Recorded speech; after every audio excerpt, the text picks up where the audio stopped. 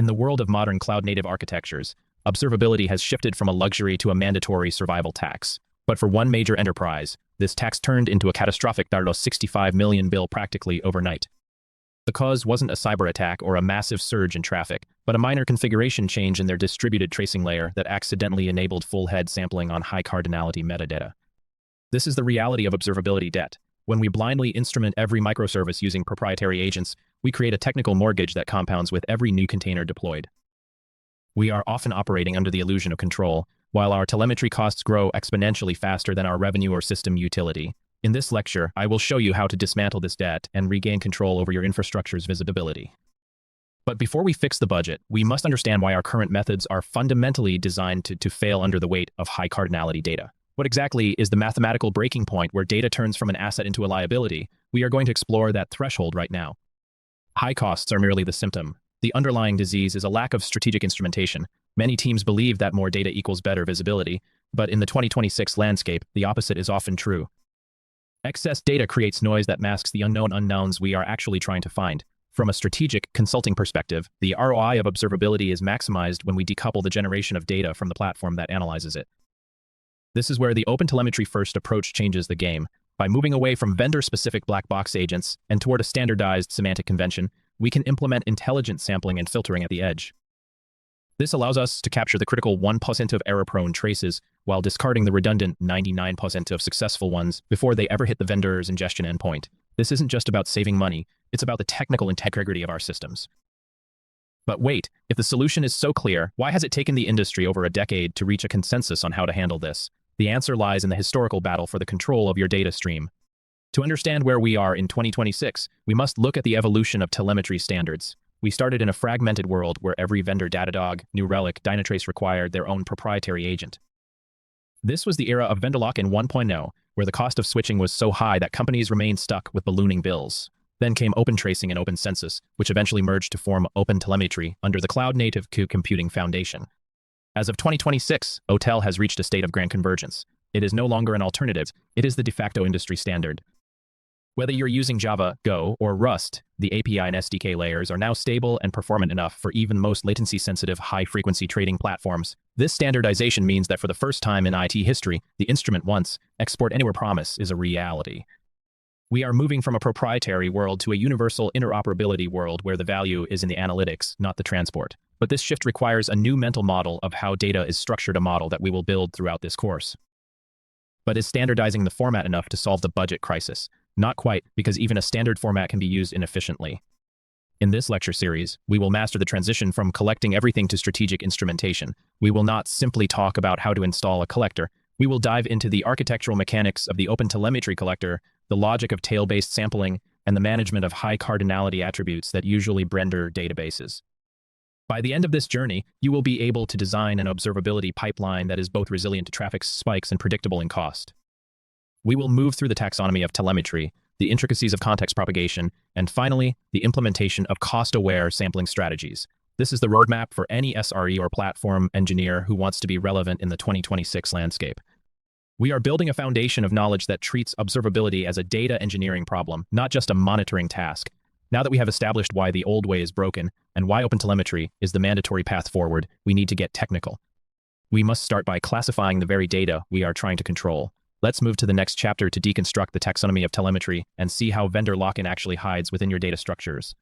In the legacy era, we treated traces, metrics, and logs as three separate kingdoms. Developers used different libraries for each, leading to fragmented data that required manual stitching during a production crisis.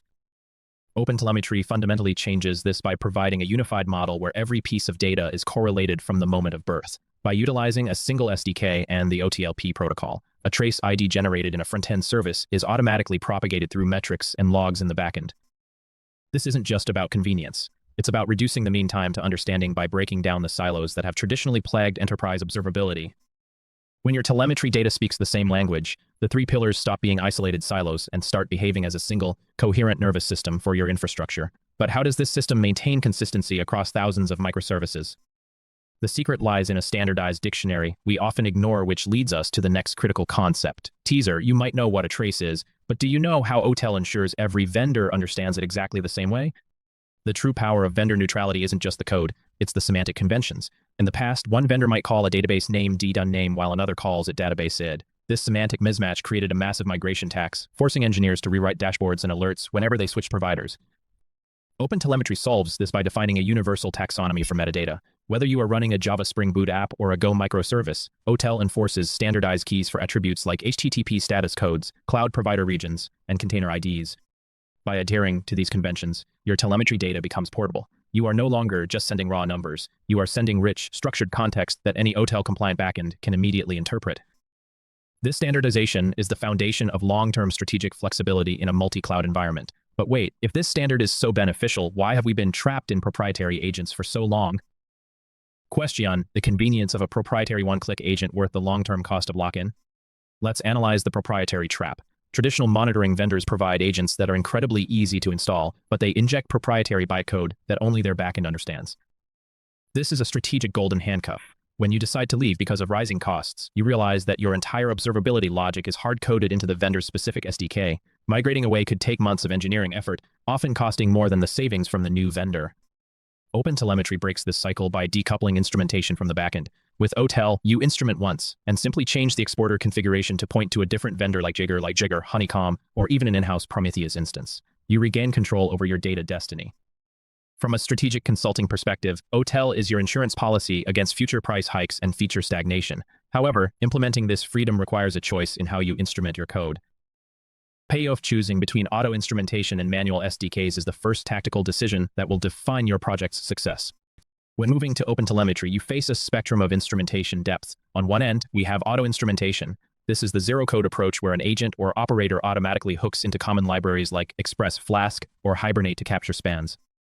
It is perfect for getting 80% of visibility with 0% to code changes, making it the ideal starting point for legacy monoliths or large-scale migrations. On the other end is manual instrumentation using the OTel SDK.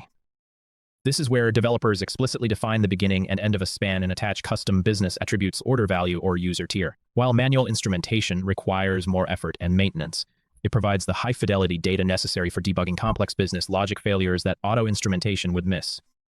The most successful organizations use a hybrid approach, auto-instrumentation for the plumbing and manual instrumentation for the crown jewels of their business logic. But there is a third way emerging that requires no code changes and provides deeper insight than any agent ever could.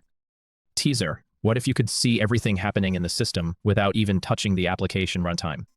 Enter eBPF, or Extended Berkeley Packet Filter. In the 2026 observability landscape, eBPF is the revolutionary force that allows us to observe everything from the Linux kernel level. Unlike traditional agents that run inside the application runtime, potentially causing crashes or performance overhead, eBPF programs run in a sandbox within the kernel. This allows for deep observability of network calls, file I/O, and system calls without modifying a single line of application code or even restarting the service. For SREs, eBPF is a game changer because it provides a safety net. It captures the uninstrumented parts of the stack, where silent failures often hide. While it doesn't replace the deep business context of OTel SDKs, it provides the ultimate baseline of visibility with near zero overhead. As we move forward, the combination of OTel for application logic and eBPF for infrastructure-wide visibility is becoming the gold standard. However, as we collect all this rich data, we hit a massive wall: the cost of storing it. Cool question: do you know why your bill triples when you add just one more tag to your metrics? In the next chapter, we dive into the physics of cost, cardinality. In the world of modern observability, your biggest budget enemy isn't the number of servers you have, but a mathematical phenomenon known as cardinality. Cardinality represents the number of unique sets of values in a dataset. When you add a dimension like user ID or container ID to your metrics, you aren't just adding a column. You are multiplying the total number of time series that your backend must track and index. For example, if you have 10 microservices, 50 instances each, and you decide to track 10,000 unique customer IDs as a metric label, you have suddenly created 5 million unique time series. This multiplicative effect is what we call the cardinality explosion. Most legacy monitoring tools charge based on the number of custom metrics or unique series, meaning a single developer's decision to add a high cardinality tag can trigger a 5-figure increase in your monthly cloud bill overnight. Understanding this physics is the first step in regaining control over your observability ROI. But where exactly does this data go, and why does the storage architecture matter so much? Let's examine the engine under the hood. To manage this explosion, we must look at how data is stored. Traditional row-based relational databases are designed for transactional integrity, but they crumble under the weight of observability data, which is write-heavy and read-sparse. In a row-based system, querying a single metric across thousands of servers requires scanning entire rows of irrelevant data, leading to massive I/O overhead. This is why the industry shifted toward columnar storage and specialized time series databases, TSDBs.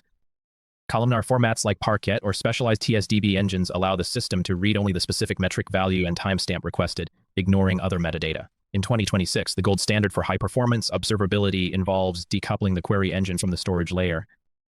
This allows you to scale your search power independently of your data volume. However, even with the best storage format, the sheer volume of data transit can still break your budget. Do you know where the hidden fees are hiding in your vendor's invoice? Let's break down the actual cost components of data transfer. Most organizations focus solely on the storage price per gigabyte, but that is just the tip of the iceberg. In a distributed cloud environment, the hidden costs of observability often exceed the storage costs. First, consider cloud ingress and egress. Moving terabytes of trace data from your application nodes in one region to a monitoring vendor's endpoint in another can result in massive network charges. Second, there are indexing fees. Some vendors charge you for every tag they have to index to make your data searchable. Third, there is the retention tax. The price difference between keeping data for 7 days versus 30 days is often nonlinear. In a multi-cloud setup, these costs compound. By using OpenTelemetry, you gain the ability to inspect and filter this data before it leaves your network, effectively cutting these hidden fees at the source. But to truly optimize, we need a tiered strategy that matches the value of the data to the cost of the storage. This is where the modern enterprise storage stack comes into play. Are you ready to see how to architect for 90% cost reduction? The most significant architectural shift in observability over the last few years is the decoupling of compute and storage through object storage. Instead of storing all your logs and traces in expensive, high-performance SSD-backed databases, modern architectures use S3-compatible object stores as the primary data lake. In this model, the ingestion layer writes raw data directly to S3. A separate, ephemeral query layer only pulls that data into memory when a user actually runs a search. This approach is revolutionary because S3 storage costs are roughly 1/10 of managed database storage. By leveraging OpenTelemetry to export data in standard formats like OTel, or Parquet, you can store your telemetry in your own cloud bucket. This ensures you own your data and can switch query vendors without moving petabytes of information. This is the foundation of a vendor-neutral strategy. But how do we ensure we don't lose the ability to query recent data quickly? The answer lies in data tiering. This brings us to the concept of hot and cold data management. To balance performance and cost, we implement a data lifecycle strategy. Not all data is created equal. Hot data consists of the last 24 to 48 hours of telemetry. This is what your SREs use for active incident response and must be indexed for sub-second searching. Warm data might cover the last 7 days, often stored in compressed formats for trend analysis. Everything older than that is cold data archived in object storage for compliance or long-term postmortems. A critical part of this process is aggregation. As data moves from hot to warm, we can roll up high-resolution metrics into 1-minute or 5-minute averages, discarding the raw high-cardinality points. This reduces the storage footprint by 90% while keeping the business-critical trends intact. This lifecycle management is what separates a chaotic monitoring setup from a professional observability platform. But even with tiring, you shouldn't store everything. What is the criteria for deciding what makes the cut? Let's define the quality over quantity checklist. The final piece of the cost puzzle is a paradigm shift. Move from collecting everything to collecting what matters. We use a quality over quantity checklist to evaluate our telemetry. Does this metric drive a business KPI? Is this trace necessary for debugging a PDU service? If the answer is no, we should apply sampling or filtering at the edge. High-value data like FFX error traces should always be kept at 100%. Low-value data like successful 200 OK health checks can be sampled at 1% or even dropped entirely. By applying these rules within the OpenTelemetry collector, you can ensure that your storage budget is spent on insights that actually improve system reliability rather than just storing digital exhaust. This checklist is your ROI safeguard. Now that we understand the physics of cost and storage, it's time to look at the engine that makes all this possible. In the next chapter, we dive into the OTel collector, the brain of your observability pipeline, where sampling theory becomes reality.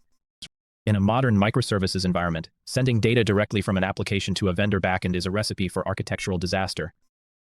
This is where the OpenTelemetry collector enters as the observability air traffic controller. The collector is designed with a modular architecture consisting of 3 critical stages: receivers, processors, and exporters. Receivers ingest data in various formats like OTLP, Jaeger, or Prometheus. Once inside, the data enters the processor stage, the heart of the engine, where we scrub batch requests to save network overhead and enrich spans with infrastructure metadata. Finally, the exporter sends the refined data to one or multiple backends. This decoupling is what allows you to switch vendors by changing a few lines of configuration rather than refactoring your entire codebase.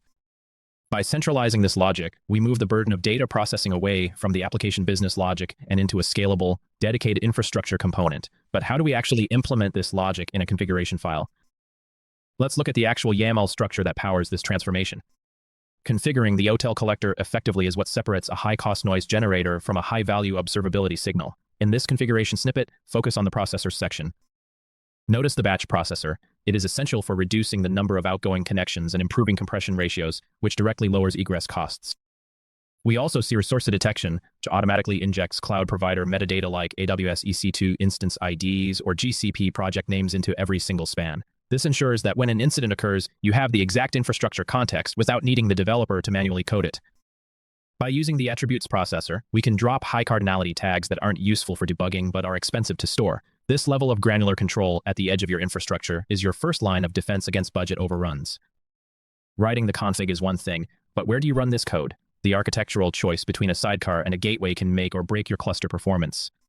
When deploying the collector in a Kubernetes environment, you face a strategic choice, sidecar or gateway. In the sidecar pattern, a collector instance runs alongside every application pod. This provides the lowest latency and simplifies local tail sampling, but it significantly increases the total CPU and memory footprint across the cluster. Conversely, the gateway pattern uses a centralized pool of collectors. This is far more resource efficient and easier to manage for global load balancing, though it introduces an extra network hop. From a strategic perspective, large-scale enterprises often adopt a multi-tier approach. Sidecars handle initial batching and metadata injection, while a central gateway tier performs heavy-duty processing and routing. This hybrid model balances the need for local performance with global cost visibility. Architecture handles the flow, but the volume is still the enemy. To truly control costs, we must master the art of sampling, starting with the first decision point. If you try to collect 100% of your traces in a high-traffic system, your observability bill will likely exceed your infrastructure bill. This is where sampling theory becomes critical. The simplest method is head sampling, where a decision to keep or drop a trace is made at the very beginning at the head of the trace. This is typically done within the application SDK using a probabilistic algorithm, such as always on, always off, or trace-age ratio. The primary advantage of head sampling is that it drastically reduces the volume of data that ever leaves the application, saving CPU, memory, and network bandwidth. However, the fatal flaw is that it is blind. Since the decision is made before the request finishes, you might accidentally discard a 500 internal server error or a 10-second latency spike simply because the coin flip didn't favor that trace. What if you can't afford to miss a single error, yet still want to discard 90% of the healthy traffic? That requires a look into the future, or what we call tail sampling. Tail sampling is the holy grail of observability. Unlike head sampling, tail sampling waits for the entire trace to complete before deciding its fate. This allows the OTel collector to inspect the finished trace and ask, did this trace contain an error, or did this trace take longer than 2 seconds? If the answer is yes, we keep it. If it was a happy path request that succeeded quickly, we discard it. This enables a 100% error visibility strategy while only storing 1% of total traffic. To implement this, the collector must buffer spans in memory until the whole trace arrives, which requires a trace ID-aware load balancer to ensure all spans for a single trace reach the same collector instance. It transforms observability from a cost center into a surgical diagnostic tool. Tail sampling sounds like the ultimate solution, but it comes with a hidden tax. Let's compare the two approaches head-to-head to see which fits your budget. Choosing between head and tail sampling is not an either-or decision. It's a trade-off between infrastructure cost and visibility depth. Head sampling is cheap to run but expensive in terms of lost insights. Tail sampling provides perfect insights but requires significant memory and architectural complexity to maintain the span buffer. In high-volume production systems, we often see a hybrid sampling approach. Use head sampling to drop 80% of generic traffic at the source, then apply tail sampling on the remaining 20% at the collector level to ensure every error is captured. This balanced approach provides the best ROI for enterprise observability budgets. We've now mastered the mechanics of the data engine. Now that we have the engine and the filtering logic ready, how does this translate into enterprise-scale adoption? In the next chapter, we look at the real-world impact on ROI and how to navigate the organizational challenges of shifting to an OTel-first strategy. By 2026, the era of sending all raw telemetry to a single expensive SaaS provider will be over. The enterprise standard is now the multi-destination export strategy. Think of your data as having different value tiers. Your high priority, business-critical traces, those representing actual revenue-generating transactions, should go to a high-fidelity SaaS like Datadog or New Relic for immediate alerting. However, the massive mountain of 2x success logs and low-priority health checks, those belong in cost-effective internal storage like ClickHouse or Victoria Metrics. OpenTelemetry's collector is the traffic controller that makes this decoupling possible without changing a single line of application code. This architecture ensures that your observability budget scales with your business value, not your raw network traffic.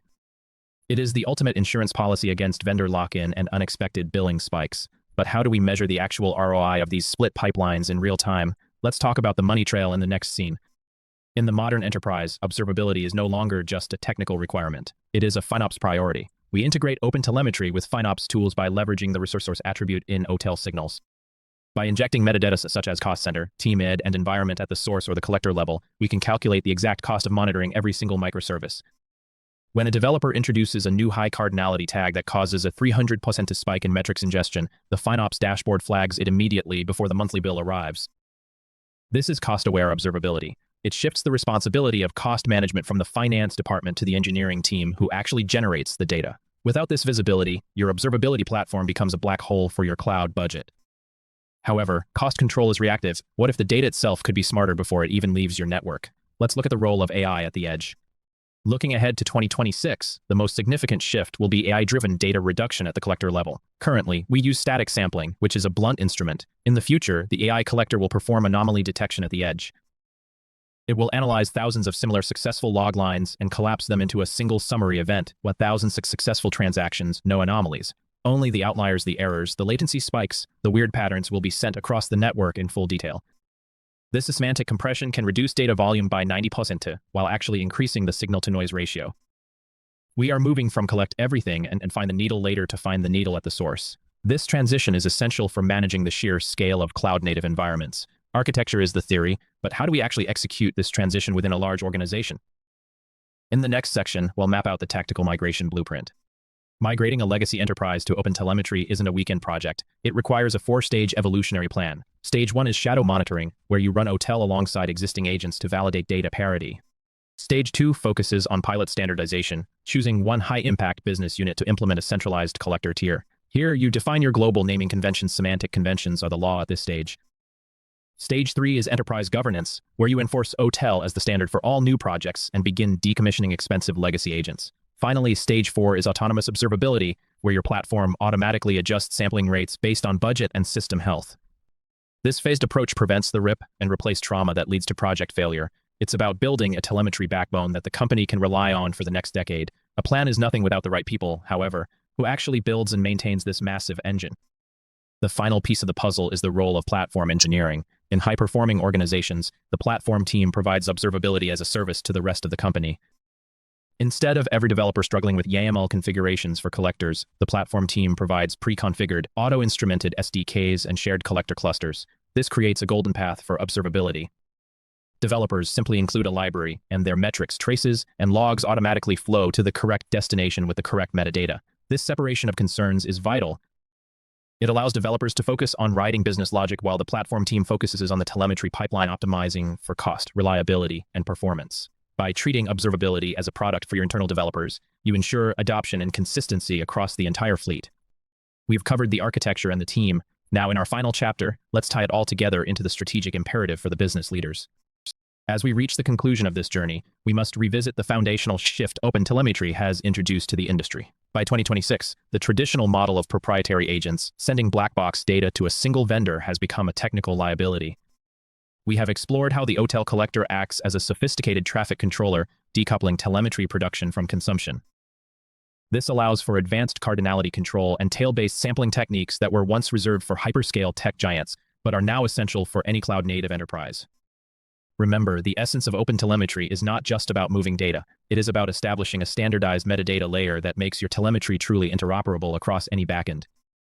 This decoupling ensures that your engineering team focuses on shipping features rather than managing vendor-specific SDK updates every quarter. But is technical decoupling enough to ensure long-term sustainability?